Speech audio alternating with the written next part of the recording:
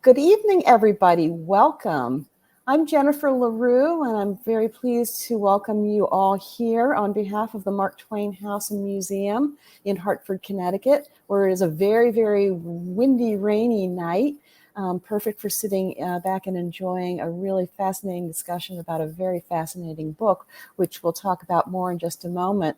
I am, as I said, delighted to see so many of you here, and I'm delighted to see you all chatting each other up in the chat and to see where you're all from. It's wonderful. I mean, we've been doing at the Mark Twain House and Museum, we've been doing virtual programs from nearly the beginning of the pandemic. We started in April of 2020, and we've done, 200 or so of them. And one of the great joys has been seeing people participating from all over, not just all over the country, but all over the world. And here's another night where we have people who wouldn't be able to join us under other circumstances. And we're just so pleased to have you here tonight. So welcome. So keep chatting and chatting away. But we're going to have a Q&A session toward the end of the program. And to make that easier for us to manage, rather than posting your questions in the chat section, if I could ask you please to put them down at the bottom of the screen where one of you already has posed a question, down where it says, cleverly enough, ask a question. And you can take a look during the program and see what questions other people have asked. And if you have the same question, you can upvote it, thus moving it to the top of the pile. While we're looking at that part of the screen, if I can ask you to look at that long green button that says your support is vital, click here to donate to the Mark Twain House and Museum. That is really true. Your support is vital. The Mark Twain House, as I said, has been putting these programs on and remaining engaged in the community and remaining engaged with our audiences and remaining engaged with the book publishing and the literary community throughout the pandemic. Almost always these programs are free to participate in, but they're not free to mount. And there are many costs associated with them. So if you are enjoying one tonight for the first time, or if you've been a regular and want to show your appreciation, I'd encourage you, if you can, and again, only if you can, share what you can by clicking that green button. And I just want you to know that on behalf of the Board of Trustees and the staff of the museum, every single penny that you might share is very much appreciated and put to very, very good use. I am the only person who is speaking. Jacques, are you saying that we're having trouble? Jacques, I'm going to ask you, please, if there is technical trouble, if you can please text me, which it looks like you've done. Pardon me for the interruption here, people. I just want to make sure I think we're good. Oh, that was another Jennifer. Jennifer Spinny, you all set now? Oh, there are too many Jennifers in the world, but thanks. I'm glad we got that cleared up. So I do want to mention prominently that we're talking tonight about this amazing book, Forget the Alamo. And I think it's one of the best titles for a book I've heard in a very long time. And we have two of the authors, Bryan Burrough and Tomlinson, here with us this evening in conversation with Kerry Driscoll. I'll introduce them all in just a moment. But I want you to know that you can purchase this book through the Mark Twain Museum store by clicking on the link that Jacques has posted in the chat. Jacques is a dear friend and colleague and helping out tonight in the chat. And know that if you purchase this book from the store, you're supporting the Mark Twain House and Museum in that way as well. So thank you for that. So having said all of that, I would like to introduce our speakers tonight.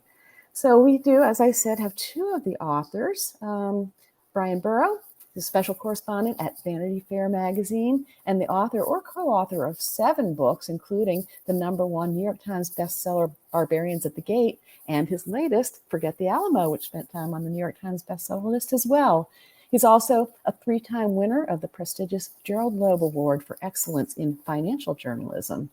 He's joined by Tomlinson, a co-author, who's a business columnist for the Houston Chronicle, focusing on energy, business, and policy. Until April 2014, he was the supervisory correspondent for the Associated Press in Austin, responsible for state government and political reporting in Texas. There's much more to be said about both of them, but in the interest of getting you to talk with them and not listen to me, I'm going to move along and introduce Dr. Kerry Driscoll, the professor of English Emerita at the University of St. Joseph, right here in Hartford, and currently an associated editor at the Mark Twain Papers and Project at UC Berkeley. She's a longtime Mark Twain scholar and a dear friend of the museum. She's the author of Mark Twain Among the Indians and Other Indigenous Peoples. And I'm so sorry I introduced our speakers before I did a very important other thing, and I'm going to take just a moment to thank our sponsors. Today's program is sponsored by the Wish You Well Foundation and by Connecticut Public, WNPR. And it's produced, as all of our virtual programs are, in part with support honoring the legacy of Frank Lord, who was a beloved trustee of the museum who passed away last year. And if you want to learn more about upcoming programs, please visit marktwainhouse.org. So I'm sorry for doing that out of order, but no time like the present. I'm going to bring up our guests, and give me just a moment to bring everybody up on screen and up on mic. And in just a moment, I'll ask you to join me in saying hi. Everybody give a big Mark Twain House welcome to Kerry Driscoll, Chris Tomlinson, and Bryan Burrough. Thank you for being here this evening. Thank you. Hey, thanks for having us. Delighted to have you. So, Kerry, will you let me know when it's time to come back on and help with the Q&A at the end? I most certainly will. Thank you. All right, thank you. I'm going to sit back and enjoy with everybody else then. See you in a little bit. Good evening, Chris and Bryan. Before beginning, I just want to make a quick disclaimer that I am not at all related to Clara Driscoll, the so-called savior of the Alamo, who figures so prominently in your narrative. I'm a New Englander through and through, although I do admit to having, quote, eyes that twinkle on the slightest provocation, as a San Antonio newspaper reporter described Clara back in 1907. So perhaps in that regard, we are spiritual kin after all. And just one more thing before we get started. After reading your book, I will never, ever be able to think about Phil Collins the same way again. Thanks for that, guys. Neither will we. Man, I'm hitting skip every time his music comes up on my Apple Music account. I can't say I blame you. Well, on to more substantive matters. My first question is a very general one, and that is, how did this project originate? What were the underlying circumstances and inspiration that prompted you to embark on this project? Well, Bryan, Jason, and I ran a nonfiction writers group here in Austin, and we would meet once a week and talk about our plans for the monthly meeting. And I mentioned that, I had recently written a column about how Texas needs a new brand, that, having the long, tall, white cowboy as its kind of logo was just not going to work. And one of my lines in the column was that some people still think the battle at the Alamo was about liberty when it was really about slavery. And that's when Bryan perked up and said, "What?" I was, I was a Texan of a certain age, shall we say, and had no idea that so many of the stories and so many of the histories that we grew up with turned out just not to be supported by history. And so we kind of challenged Chris, how do you know this? What do you know? And Chris' set of myths, basically, as in the book, fall into two categories: those about the Texas Revolution, why were they fighting, and those about the actual siege in the battle, what actually happened. And he had done his homework, as Chris does, and it just kept coming out and coming out and coming out. And eventually I said, paraphrasing here, "Damn, that's a book." And 4 or 5 days later, we'd agreed to write it. Wow. Yeah, well, Bryan came up with the title, and I think he sold it to his editor at Penguin just on the title. It was, what you have to understand is a lot of what we write here is not entirely new. Phil Collins aside, Phil Collins we own. But a lot of it, we're standing on the shoulders of academics who came before us over the last 30 years, who have really looked at the revolution and at the Alamo. I forgot where I was going with that, but I'll leave it there. Did you want to add something, Chris? No, go ahead. Okay. Well, I mean, for readers, I think that the story about slavery was a complete revelation. I mean, certainly, even up here in New England, the story that I knew about the Alamo has been completely debunked by your book. So, you've done a great public service. The other question that I have as kind of a preliminary has to do with your co-authorship and the nature of your collaboration. Something that really struck me was just how seamless the style was, and the voice. And there were three of you. So I'm wondering if each of you can talk a little bit about how you did that, even right down to the jokes, right? The humor is sort of all of a piece in the book. So is just one of you responsible for those? The one-liners? Yeah, I mean that's Bryan's magic prose. I mean, there's no better stylist out there than Bryan Burrough. And what we did was we broke it up into three parts. And Bryan took the prehistory up until the battle. I picked up from the smoke clearing to the myth creation and how all these lies and stories and legends were invented, who invented them and why. Mm-hmm. And that took us up to the ultimate, most absurd expression of the Alamo myth, which was John Wayne's movie, The Alamo. Yeah. Then Bryan picks it up and starts talking about, in 1960, how John Wayne's Alamo was really a campaign commercial against John F. Kennedy. That John Wayne really saw it as a polemic to try to promote his conservative point of view. And then Jason kind of brings us through the rise of the Chicano scholar, the rise of the revisionists who actually decided to pay attention to what Mexican officers who were at the battle had to say about what happened. And he took us into the school board fights and right up to the present day, where the state is about to spend $450 million to renovate the Alamo. Yeah. And every Republican in the state says that they're doing it to keep the old myths, and they plan to block any attempt to try to tell the truth. Mm. It is difficult if you are sitting in Hartford, Connecticut at that beautiful house to really understand how alive and how antagonistic and how virulent the discussion is about history here in Texas.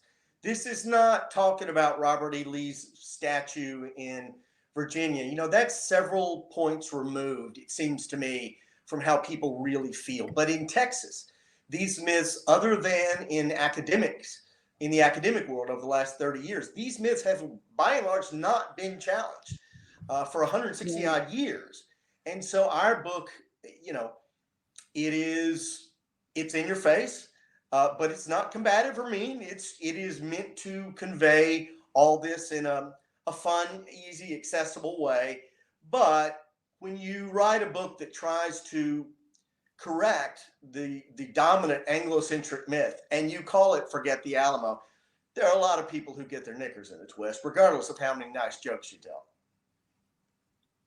Well, what do you think it is about Texas that makes it so protective of that legacy, say more so than other states? I think it's Texas starting out as, a militant slaveocracy. It was, Texas was literally stolen from Mexico. It was a sovereign, Texas was part of Mexico. It was the Spanish sovereign territory. And the main beef that the Anglos in Texas had with the Mexican government was the issue of slavery. Mm-hmm. And so after 12 years of arguing about it and passing laws and repealing laws and creating new laws and then repealing those, and it finally came down to a battle. And you can see in Sam Houston's letters and in the letters of the early rebels that the Texas revolt was really from the very early days about justifying their their existence, justifying this theft of a sovereign land from a sovereign nation. And then after the Civil War, you have this rewriting of history by widows and daughters and sisters of people who died in the Civil War, who are trying to brush the issue of slavery under the table and talk about states' rights. And they reach back to this earlier revolution that they think is even more glorious than the lost cause of the Civil War. And so it's just myth on top of myth on top of myth. And it's the origin story of Texas. And so, you know, when you grow up having this indoctrinated into you like no other state in the nation does, it's hard to kind of separate Texans from their myths. And that's one of the reasons why we try to do it in a fun and amusing way. One of the things that helps to understand is that by winning this battle, by winning this revolution against Mexico, there was born an independent nation, now a state called Texas, in which the culture was imbued with an intense chauvinism, an intense sense that we're just a little bit better than y'all in Massachusetts. And I don't even talk about North Dakota or Delaware. It's always been there. The Alamo story, it lies at the beating heart, as we say in the book, the beating heart of the whole notion of Texas exceptionalism. Yeah. And it's more than that. I know, because I was part of this. It lies at the heart for many, especially older Anglos, of Texas identity. There are people in Texas, you meet them and, hi, how long you been here? I'm a 6th generation. I'm 5th generation. I'm 7th generation. I'm sorry, people don't talk like that in New Jersey. But they do. There's a chauvinism at the heart of Texas culture that is often playful. We're big, we're better, yada, yada, yada. But in some cases, we argue that it's been taken too far. You know, this is not some, let's be clear, this is not some harmless myth. This is a myth, and I don't use this word lightly, that has been used to oppress generations of Mexican Americans in Texas. Who have been portrayed in any number, you know, in 7th grade history for decades, for over 100 years, as you know, your grandfather killed Davy Crockett, that type of thing. And so one of the nicest things about the book has been the extent to which it's been welcomed by the Mexican American community, the Tejano community, as they're sometimes referred to down here. And that's been super gratifying. There was such a poignant anecdote that you tell about a little girl who, you know, thought she was a Texan until she got to 7th grade history, and then realized, you know, that she was other, she was the enemy. That really stuck with me. Kerry, that is not an unusual story. That is a story that just about any Tejano, certainly that's 50 or older, can trot out a 7th grade story, or a story of what happened on the field trip to the Alamo. We were all friends. I thought I was American. We went over there, and suddenly everybody's saying, "You killed Davy. You killed Jim Bowie." You know. And amazingly, that story has been so beaten down that an awful lot of Mexican Americans have been. It's not in their literature the way you would expect, given the intensity of that psychic wound. Yeah, it is a deep psychic wound for sure. Forgive me for belaboring a point, but it is the Mark Twain house, so I feel like I can go off on a limb here. Mark Twain wrote a lot of books, but he only co-authored one. It was called The Gilded Age, and it's a kind of political satire of corruption in 1872. And he wrote it with his friend and neighbor, Charles Dudley Warner. And they each took a section, and then they swapped the manuscript back and forth. But part of the reason why the book fails, and I'm kind of dancing on heretical ground here, but I'll say that it really doesn't work. It's an interesting book, but it really doesn't hold together as a novel, is precisely because of the Twain chapters sort of sparkle with wit and dialogue. They kind of crackle, and then Charles Dudley Warner's style is much more kind of plodding and staid. So how did you manage that? To kind of make the style as seamless as you did? Did you actually swap back and forth, or? There was a lot of that. There was a lot of disagreement, frankly. And this was not, this was done over, at the early part of the pandemic. And we all had portions of the books that we were primarily responsible for. Mm-hmm. And there were a lot of times, I know Chris and I both were like, I have no idea if this is going to be any good, because it's gone through so many hands and we have so many ideas, and so many ideas became apparent to us with 3 or 4 months left. But the fact is, I have to say, we worked our asses off, and Chris and Jason actually have full-time jobs and did it, 7 days a week, 15 hours a day type thing. I had all the time in the world, which is one reason that I ended up carrying the water and the writing. But I'd say, Chris, I don't know how you feel, but up until the Kirkus review, I had no idea this book was any good. And we got the first reviews, and they were going on and on about how great this was. And I was looking at people like, really? It ended up being good. No, it's splendid. I mean, it was, I think we probably started out thinking that we would do what Twain and his co-author did.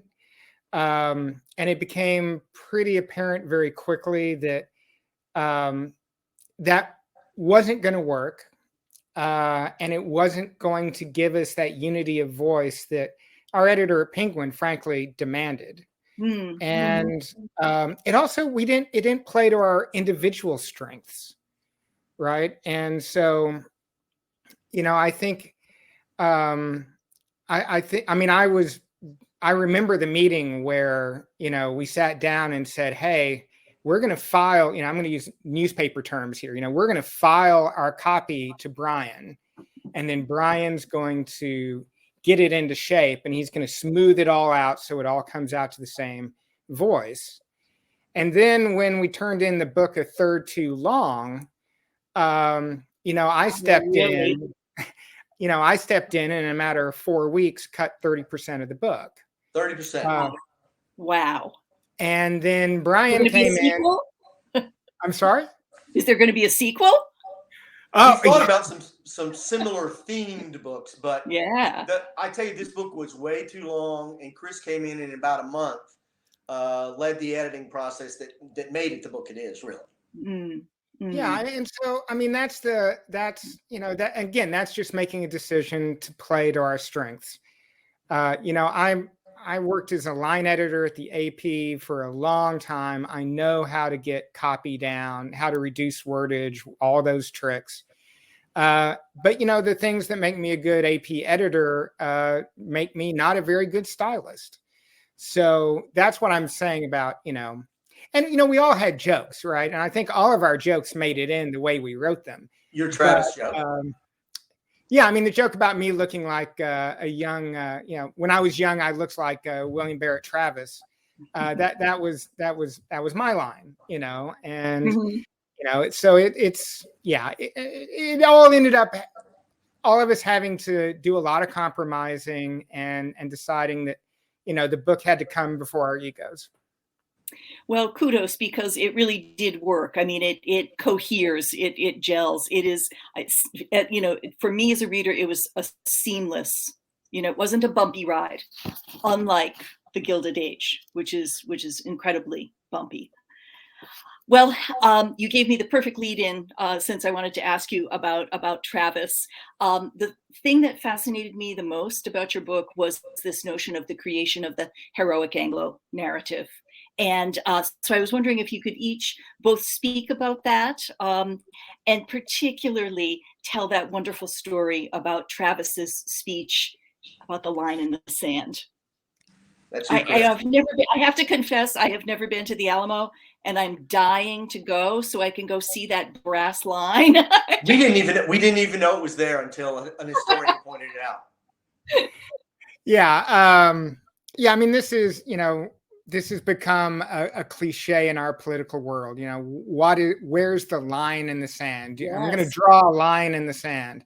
And, the story goes that, a couple of days into this, a week into the siege, William Barrett Travis, who was the commander of the Alamo, all of 26 years old, very kind of uptight, prissy guy who's none of his men really like him. But he's also prone to drama. He is very melodramatic. It's in his letters. He's just over the top about everything. And so the story goes that he drew a line in the sand with his sword and said, everyone who wants to stay and fight, step over the line and join me. The rest of you can go. Because at that time, people were, in small groups, one or twos, they were able to escape the Alamo and the Mexican cavalry wasn't chasing them down. So this is in Texas history books. It's, it's widely accepted. And then in the 1890s and the 1900s, it becomes part of the Davy Crockett TV series. It becomes part of the the John Wayne story of the Alamo. But it never happened. It was completely fabricated by a fabulist who was 14 years old guarding the supply train at the Battle of San Jacinto.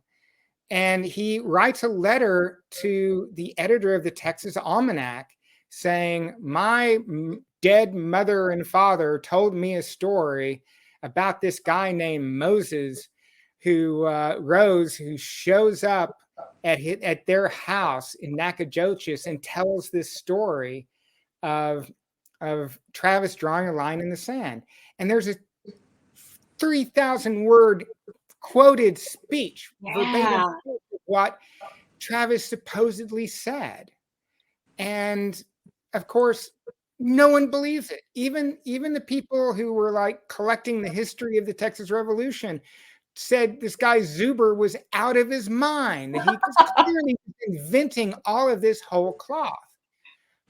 But the story was so popular that Zuber starts traveling around the state telling it to every lunch meeting that would listen to him. Wow. It ends up in the first public school textbooks. And historians to this day are, it becomes so famous that the Daughters of the Republic of Texas put a brass strip across the front of the Alamo to be where Travis supposedly drew his line. And even they know it has no basis in fact whatsoever. So they have some weasel word attached to it. This line is dedicated to the legend of the line in the sand, something like that. Yeah, and one of our folklorists, J. Frank Dobie, said it best. He says, when Texans are given a choice between an ugly truth and a good story or a good legend, they're going to take the legend every time. And that pretty much sums it up. Brian, you want to chime in? Chris has covered the waterfront on that one. Okay. Well, I will just say, I will just say to your point about Travis, that this was given how thoroughly Anglos dominated Texas government, Texas culture, and everything pretty much to this day. We might have this glorious Anglo-centric narrative anyway. But the fact is, you put your finger on it. It really has its genesis in these incredibly melodramatic letters that Travis sends off to the newspapers and to politicians begging for reinforcements. That he is the last bastion of civilization, fighting against these brown mongrel hordes of Santa Ana and Mexico.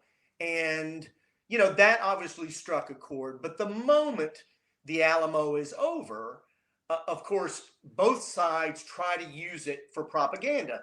Santa Ana wants to get out this idea of a massacre, so he'll scare off the rest of the Texas armies and it will end the revolution. And Sam Houston and the remaining Texas troops, of course, want to use it as the basis of heroism.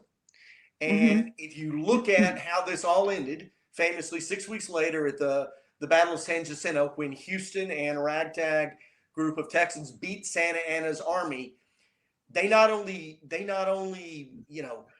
won the battle and won the war, but in doing so, they enshrined this heroic heroic idea, and it has been beyond beloved, beyond indoctrination here at the Alamo itself. It is referred to as a shrine. The people who run it have always basically said it is literally sacred ground.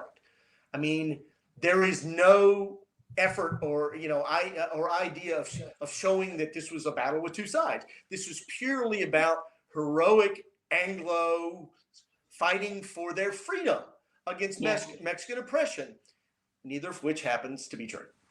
Yeah, it's absolutely fascinating. Can we talk a little bit about the reception of the book and the controversy that you found yourselves in the midst of? I'm thinking particularly, or most infamously, of the lieutenant governor abruptly canceling the program at the Bullock, Texas State History Museum last July. Oh, Chris, that's Chris's. I mean, it was something. Yeah, the Bullock had known about the book a year before it came out, and they actually booked us to speak on July 2nd, 5 months in advance. And they knew what the book was. We gave them a gallery. We talked about it. We said, listen, we're going to make a lot of people angry. And they said, that's okay. We had Doug Swanson talk about how horrible the Texas Rangers were. And, this isn't the first myth-busting book that we've hosted. And so we thought, oh, that's good. The executive director of the Texas Writers League was going to moderate. And then we're supposed to go on a Thursday, and on Monday, the Texas Public Policy Foundation, this right-wing extremist group, starts tweeting out that they can't believe that the governor, the lieutenant governor, who are on the board of the museum, were going to allow us to speak on state property. Wow. We bring this to the attention of the director of the museum. She goes, oh, it's okay. It's just, they're just making a fuss. It's all right. We'll ignore them. We're going to go on as planned. And that was the word we got on Wednesday. We're supposed to go on stage at 7. We get a call, a virtual stage at 7. The executive director of the Writers League calls us at 5 and says, hey, you're canceled. The Bullock Museum has canceled the event. We can, we've lost all the registrations. We could try to shift over to the Writers Group Zoom page, but we have no way of letting everyone know who's been registered. And we're like, hey, listen, we need to find out what happened here. But getting canceled at a state-owned, publicly funded university, museum, that was problematic. And the next morning, the lieutenant governor went on Twitter and said, yeah, I canceled him. I don't like what their book said, so I don't think they should be allowed to speak at the museum. And that's why I canceled it.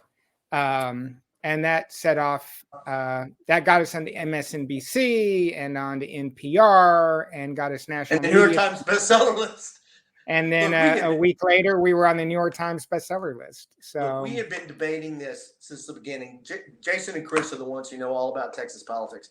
And we've practically been placing bets on whether some Texas conservative would be, well, frankly, dumb enough to try to take us on, because the facts of history support us. Yes. A lot of sympathy and glorification supports that. And after about 3 weeks that the book had been out, great reviews. We couldn't have been happier. Sales were just fine, for a little book about the Alamo. And then out of nowhere, Patrick comes after us, and Chris and Jason were like, "It finally happened. Somebody did it." And by that Sunday, we're like number 9 on Alamo behind the Bible, and Goodnight Amazon, yeah. Yeah, excuse me. And so, we were definitely of mixed feelings about this. This was heinous. This was illegal. This was censorship of Absolute ideas censorship. that threaten a certain type of Texan. On the other hand, at least, I can't speak for Chris and Jason, had to chuckle because it did exactly what they didn't want to do. It spread the ideas. It got our ideas out there far more effectively than we had to date. So, I was kind of torn about how to feel about it. And was there any pushback against Lieutenant Governor Patrick for doing that? We had the ACLU write a very stern letter. Few editorials. There were a lot of editorials. We got a lot of news coverage, but we didn't pursue a lawsuit. We would have a hard time proving that we suffered any damages, for one. So we didn't pursue it further. But I think it's important to note that Patrick tried to order the University of Texas to hold a show trial and put our book on trial. He had handpicked some experts. This was afterwards. He handpicked 3 of his political cronies to put our book on trial, and they tried to get us to be a part of it. And we said no. And the University of Texas, when we told the University of Texas, you need to send us a formal invitation, UT completely dropped out. Then the Bullock sent a formal invitation saying, we're going to have this forum about your book, and Dan Patrick's personal historians are going to debunk your book. And if you want to show up, show up. And we said, no, we passed. We're not in a police state yet. And, while Patrick aspires to be a Texas Vladimir Putin, he doesn't have that kind of power yet. So we rejected it. And interestingly enough, the Bullock never scheduled the event. They didn't. We had we decided we couldn't do it because we'd rather, we had an evening plan where we were going to drive hot needles into our eyes. Other than that, it sounded fun. But can you believe this is the 21st century? Excuse me, we are dealing with this shit. Sometimes you just roll your eyes that this is like something from the 1850s when know-nothings and nationalists and and people who are scared of new ideas that threaten their identity. It's just, at some point I was just dumb enough to think that America was kind of past this type of stuff. Obviously, I was wrong. Well, and I've got a column coming out tomorrow about how Dan Patrick is trying to end tenure for public university professors in Texas. And he's trying to come up with and he wants to be able to take away the tenure of anyone who teaches critical race theory. And they've banned critical race theory in public schools. They're banning 800 books from Texas public schools. We laugh about it and we're happy to be on the New York Times list, but we were just part of a larger battle against freedom of speech in Texas, and one that we're still fighting. It is, and it is not new. It is exactly what's happening to us. You can pick up similar incidents, similar political waves every probably 30 years, going back 150 years in Texas. This is, going all the way back to the 1890s, where people stood up in the legislature calling for the University of Texas history program to be investigated, and it was because they weren't sufficiently pro-Southern in their Civil War studies. It's just, when you talk about the durability of what we call the Anglo-centric narrative, it's not just because a lot of old Anglo conservatives love it so much. It's because for over 100 years, the Texas government, the wheels of Texas government, have done everything possible to make sure that it goes unchallenged. Wow, that's chilling. In it's Latin American. It's it just seems like it's from some third world country. Yeah. Well, in a way, you've kind of anticipated my last question, and that is, how do you see the broader implications, social, political, and cultural of your work? Um, and maybe if I could just, if you'll indulge me, I'd like to ask you both to just briefly speak to these lines from your afterword. We define ourselves in the stories we tell, the people we honor, and the enemies we choose. As we age, learn, and live, we change the stories to reflect our evolving understanding of the world and what it means to us. Neuroscientists tell us that every time we recall a memory, we will remember it a little differently, and therefore the story will change over the years with every retelling, like a decades-long game of telephone. The same is true for societies, nations, and cultures. So, what do you see sort of moving forward as kind of the broader ripples from Forget the Alamo? Well, I think our ripples are, we swim in a much larger pond here, right? Yeah. We didn't create this. We are just one little part of it. And I tend to get angry about people pushing back at this, the idea that this is somehow revisionist or changing the accepted history. When what this is, what people want to call revisionism, this is essentially a fight of people of color, in this case Mexican American, to get their stories included in the accepted history. Yes. After being excluded for 100 some odd years. Yes. Would I like to believe that demographics, Tejanos should soon be a majority in Texas, that demographics will ultimately take care of this and somehow fix it all? I go back and forth, but I know Chris has thought about this much more in depth. I think I'm heartened by the fact that, it's usually people over 50 years old who who are shocked by the content of our book. Younger people tend to find it less controversial that the Texas Revolt was really about slavery. Mm-hmm. And I'm hoping, I was a foreign correspondent for 14 years. I spent 11 years in Africa. I covered the end of apartheid and the Truth and Reconciliation Commission in South Africa. And, we've never had a true accounting of our history in this country. And so that's one of the reasons why I like writing. I wrote my first book, Tomlinson Hill, which is about my family's slave owning history. It's why I wrote Forget the Alamo. And what I'm really excited about is that maybe someone's going to come along and build on our work and take a look at the whole seizure of the American Southwest from Mexico. And let's talk about colonialism in the United States, because, as Anglos pushed west, it was a kind of colonialism that people in Canada and Australia and South Africa have already dealt with. And we haven't even begun those conversations. Mm-hmm.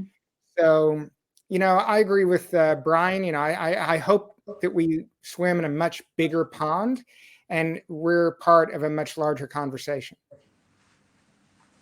Well, thank you both. I see that our time for the conversation has rapidly passed. So, Jennifer, can we turn this over to you for some audience questions? Well, here is the true drama of these virtual programs. Thank you all three so much for a fascinating program. I live in a building where the fire alarm is going off. Boy, I thought that was mine. I have to evacuate. So my colleague Jacques Lamar is going to hop on screen and manage the Q&A. Thank you so much for that, Jacques. And I'm just waiting for him to come on. Jacques, you are a constant. So, go figure. I'm so sorry, but I think I'd better skedaddle because who knows what's going on here. Stay safe.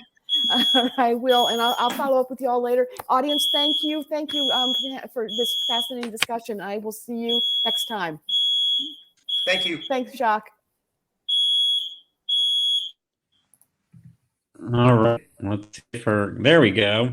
Well, this has been an extremely stimulating conversation. I want to thank both Bryan and Chris for being here, and for Kerry for doing such a fantastic job. You all can hear me okay? Perfectly. Yes. Yep. Yes. Okay, great. So we have a lot of questions here, and we'll see what we can get through quickly. But the most urgent one is, what's the deal with Phil Collins? Phil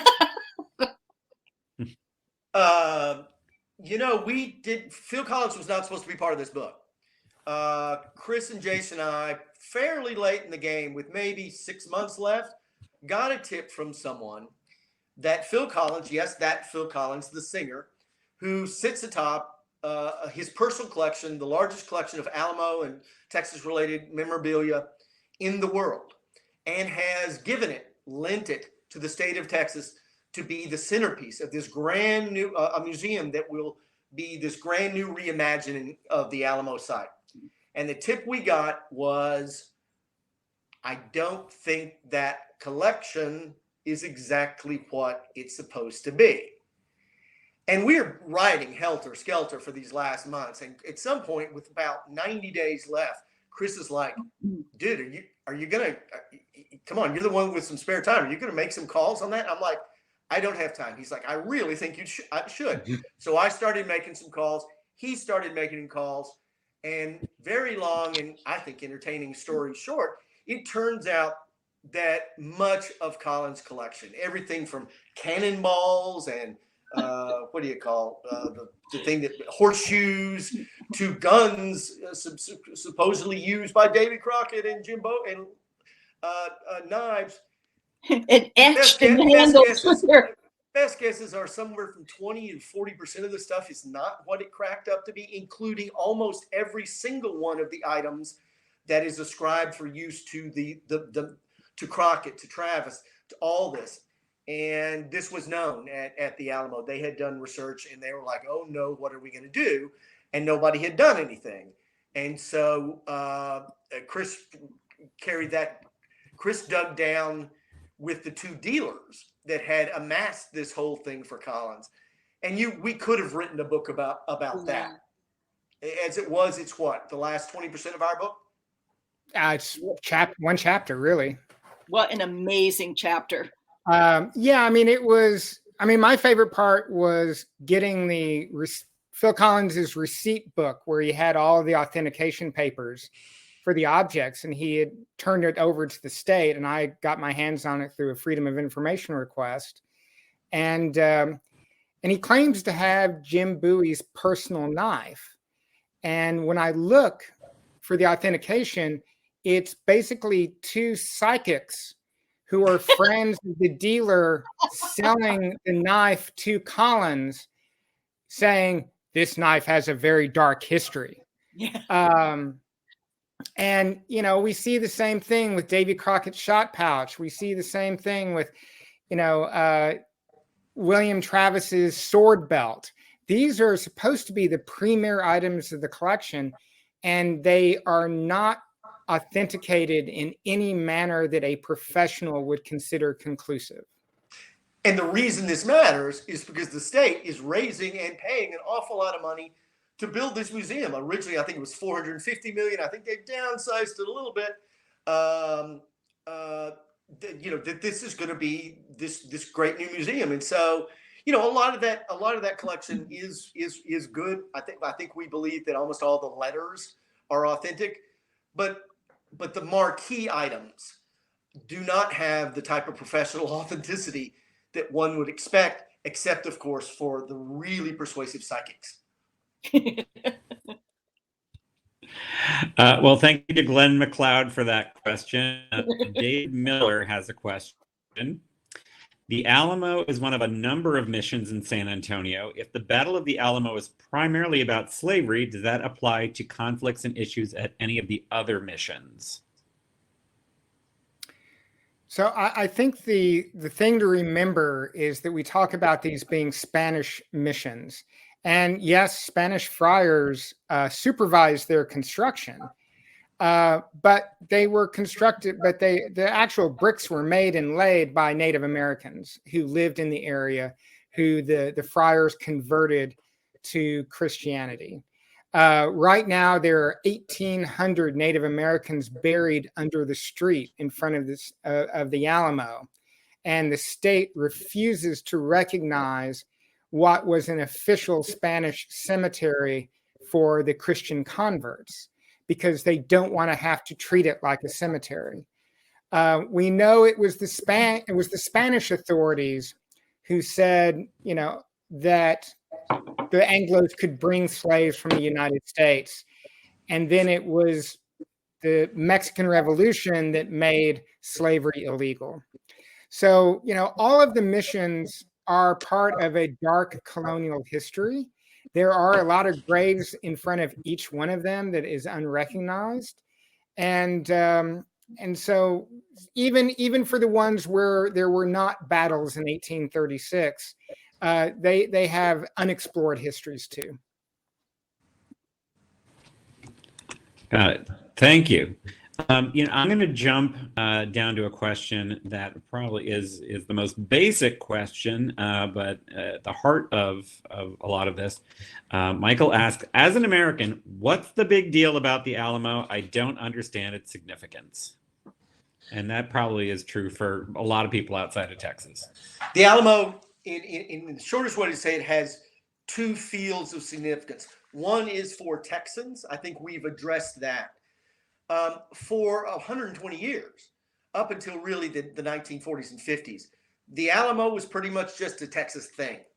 But then as America went to war against the Japanese and the Germans, and then especially as the rivalry rose with international communism during the 50s, you saw the Alamo begin to be cited again and again, first by Texas politicians, then by Texas-born generals, and then other generals thought, well, that makes sense too. We're going to tell our boys in Southeast Asia to start fighting like they did at the Alamo.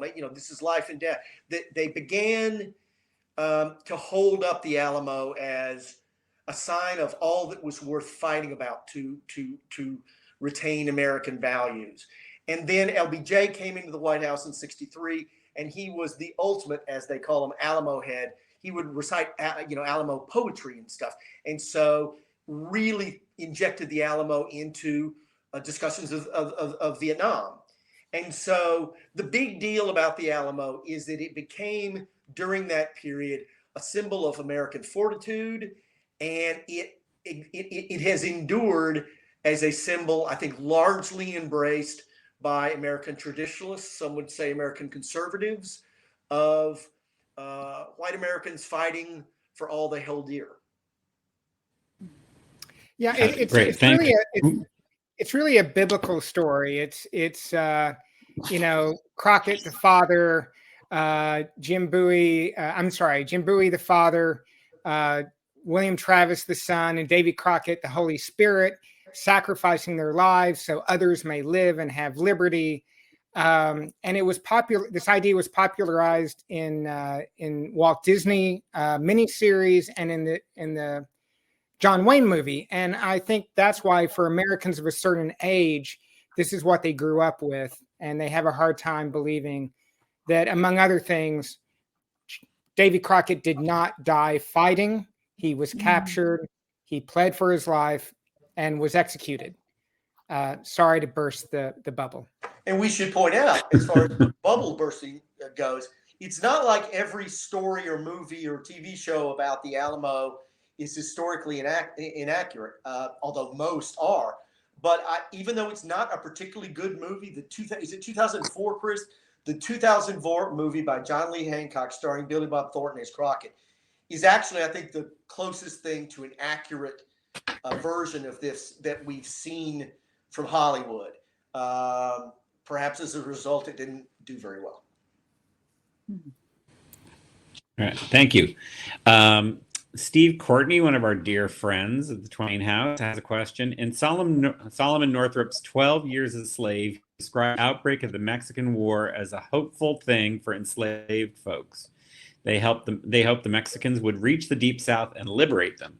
Have you come across any similar accounts by enslaved people of hope in the more progressive Mexican outlook? Absolutely. There is along with our book, one of the news stories that has come out over the last 5 to 10 years is the existence of a Mexican-born Underground Railroad that allowed an extraordinary number of people of color to get through the South Texas desert into Mexico, where there was not slavery. I can't address specifically the Mexican War anecdote that Steve brought up, but it makes perfect sense. What people forget, people don't know, because we've had generations of people saying how Mexicans are so backwards and everything. The fact is they were far ahead of us morally in being abolitionists. Mexico outlawed slavery in the 20s. This was the source of tension with the Texians, with the American colonists up there. And so it's, one of the great ironies that slaves in the South would apparently see onrushing Mexicans as their hope for freedom. Got it. James Lefebvre asks, surely the fact that the Alamo is one of Texas's biggest tourist attractions has something to do with retaining its myth. Wouldn't taking away this myth threaten the income Texas receives from tourist dollars? Well, that's what I was writing about that really kind of set us on this journey is, most people don't understand, but Texas is only 41% Anglo today. By 2025, Texas will be majority Hispanic. The demographics here are changing. And frankly, tourists don't really enjoy the Alamo. The average visitor spends 15 minutes there. It's a disappointing experience. Always has. If you sit in Alamo Plaza, you always hear people go, "Really? That's it? That's all there is?" It's so small. And the best part of it, the most important part of it, the Long Barrack, the place, the old convent where most of the fighting took place, has been pretty much destroyed, and is a second thought and is an afterthought. So honestly, the Riverwalk, the convention center, the opportunity to get cheap enchiladas and good margaritas, that's really why people are going to San Antonio these days. I'm trying to remember. Do they even charge admission to the Alamo? No, not at all. I didn't think so. You go in and you see this couple of 3 rooms with old graffiti, and you walk over into the other stone structure, and there's a little museum in there. And you're going to think I'm being hyperbolic. I am not. I have seen county museums. The Bell County Museum in Bell County, my home county up in Central Texas, is a better museum than the museum at the Alamo. And that's, this is not news. Texas governments and San Antonio governments going back 50 years have recognized this and have been squabbling over what to do. Hence, that's how they ended up with Phil Collins. Phil Collins was their savior, kind of. Well, according to Gus, you should go to Bracketville instead. Yes. It's closed. Well, unfortunately, I've got some bad news. Bracketville has been subsumed by the desert. You can no longer go there. It's all rattlesnakes and feral hogs now. So, sorry. Bracketville, who don't know it, is where John Wayne. In fact, the most accurate thing about that movie is John Wayne's, the Alamo that he built out on this ranch in Bracketville. And I remember you and I were going to go down there, and you were like, "Well, wait, let me just make sure it's still there." And it had closed in like in 2019. It was the fake Alamo was so big, people went down to see it for 50 years. Before I hand it back to Jennifer, there was a question about Dr. Kerry Driscoll's book. Kerry, do you want to do a quick plug for your own book while you're here? No. Some other time. No. Okay. This is Chris and Brian's moment. Got it. You're a gracious individual. On your toes. Thank you, though. I will tell the question asker, though, that this program has been recorded, as all our crowdcasts are, and will be up on our website, or you can just follow the same link you used to watch it this time. The chat remains live, though, so we will put a link to Kerry Driscoll's book about Thank Mark you, Twain Jennifer. and the American Native Americans, and people can learn more about it there. So what an adventuresome evening this has been in so many ways. I have said many times over my long association with Jacques Lamar, thank goodness for Jacques Lamar. Thanks for stepping in and doing such a gracious job of handling the Q&A. Kerry, Chris, My and pleasure. Bryan, what a delightful conversation. I hope that you will consider yourselves, well, Kerry, you're obviously already a friend of the museums, but I hope that you'll all consider yourselves friends of the Mark Twain House and Museum and come back and let us know what you're working on next and do another one of these crowdcasts, or maybe you can even come in person and do an author talk. It's just been delightful and eye-opening, and I can't tell you when I've learned so much. I had no idea about any of this stuff, and I think a lot of the audience is in the same boat. So remember, we'll also repost the link by which you can purchase your very own copy of Forget the Alamo. I can't imagine, if you weren't already planning to buy this book, that you aren't planning to after hearing this conversation tonight. So please do that. And as I said, we'll repost that link. And Kerry, Chris, and Bryan, thank you so much. And Jacques, thank you again. And all is well here. It was a false alarm. My pleasure. Good night, everybody. Bye. Kerry, thank you. Thank you very much, Kerry. Thank Oh, you. thank you. All right. Good night, everybody. Bye-bye.